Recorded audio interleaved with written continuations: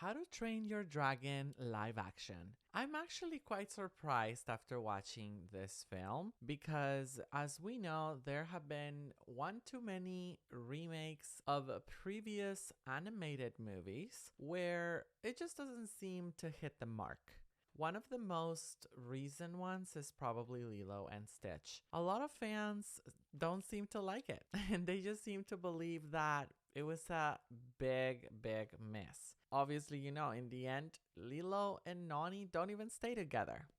Okay, so that being said, I was very skeptical when I went to watch this movie. I went to the early screening. How to Train Your Dragon has a very special place in my heart, so I was hoping they wouldn't ruin it. And my first impression was during the first maybe 20 minutes of the movie, it kind of felt a little hard to adapt to seeing new faces, and it just kind of felt like it didn't have its original charm. But it got better. I gotta say though, one of the first things I noticed right away is that all the actors that play Astrid, Hiccup, and the rest of the friends, they're not very accurate to the age that we see in the film. Because, for instance, Hiccup, he looks very young in the original films, and I don't know how old he is exactly, 14, 15, but he looks really small and little. In this movie, everybody is an adult. I think except for the guy that plays Hiccup, everyone else is an adult. I don't know what the decision behind that is to not accurately represent the original ages and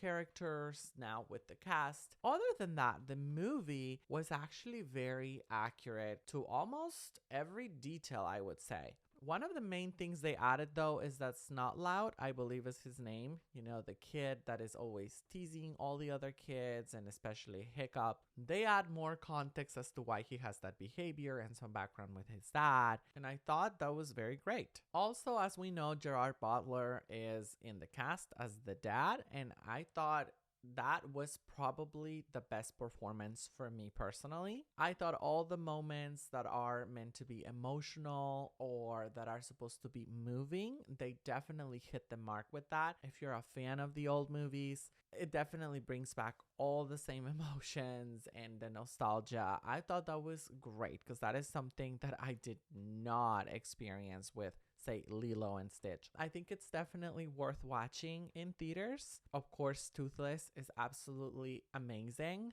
The animation is on point. It does not disappoint. I was very pleased by that. So if I give the original movie, say, a 10, I would definitely give this one a solid 7.